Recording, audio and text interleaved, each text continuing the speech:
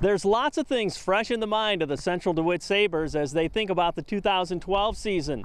The final memory is taking the eventual state champions to the limit, losing to Decorah just 21-14 in the quarterfinals. But also fresh in the mind is their 0-2 start, and certainly that's what's heaviest on their minds as they go through preseason drills. You know, we lose 75% of our offense with the loss of our quarterback Mitch Green and our fullback Chris Keitel. You know, and I think that we've got guys in the positions to be able to compete for those. What's it take to get on a varsity field, you know, if they're going to impress you? You know, one of those things I think is the out-of-season commitment nowadays. I think if you want to build a program that's going to sustain success year in and year out, I think kids need to understand the commitment that it takes. You know, not only the 3 months that are required during the season, but also the out-of-season commitment in regards to the weight training and the commitment of, you know, preparing yourself physically and also mentally in the weight room. And, you know, and our kids have definitely done that. I think the success that we experienced last year with the quarterfinal run certainly excited some of these guys, and they've done the things that they needed to do to step into our program and compete at a very high level. So, and that's encouraging and exciting for us as a coaching staff. You guys had an interesting ebb and flow to the season last year, and the timing was everything, wasn't it? You guys really played your best at the end. You know, coming into the season, our players, we were communicating daily with them, understanding that, you know, we really run the gauntlet there early on in the season, facing West Delaware, Williamsburg, and then coming back and, you know, having Makokata, and then, you know, 2 games later playing Solon. And we found out a lot about our ball club. You know, starting 0-2 and backs against the wall, won a tough one at Makokata, lost a tough one at Solon, and, you know, after that Solon loss, I think our kids really responded in the manner in which we wanted them to. You know, and I think that allowed us to grow into the type of team that we became there in the postseason. It's a lot more intense than freshman or sophomore. I just tell them, just jump in there.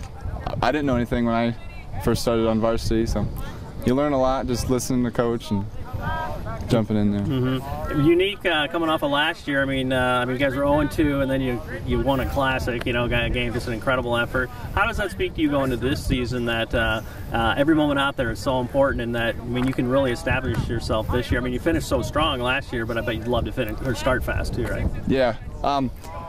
Yeah, a lot of these guys are thinking, oh, we did real good last year, so we're going to do real good. But that's not the way it is. We got to try to rise above what happened last year, starting 0-2.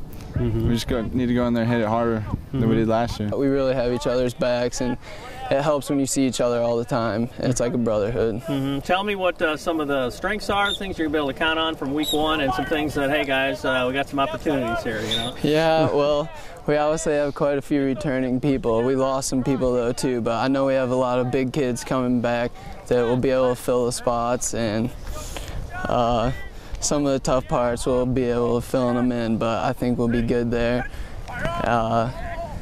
We don't have to learn the offense like we did last year. We definitely have that down, so that'll help us a lot. The comfort level is just that as Mike Miller settles into his 2nd season as head coach of this program.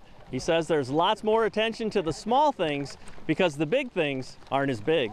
As a coach, you talk a lot. You know, you talk about overcoming adversity and persevering and those types of things. But to see those principles play out over the course of the season in the manner in which they did last year was encouraging. And I think that helped with our kids' buy-in. You know, from freshmen on up, and even in the junior high level, our kids are excited about the program. They understand that hard work will pay off, and you know, you will have that you know, excitement at the end. And our kids certainly felt that excitement, you know, in the Decorah game.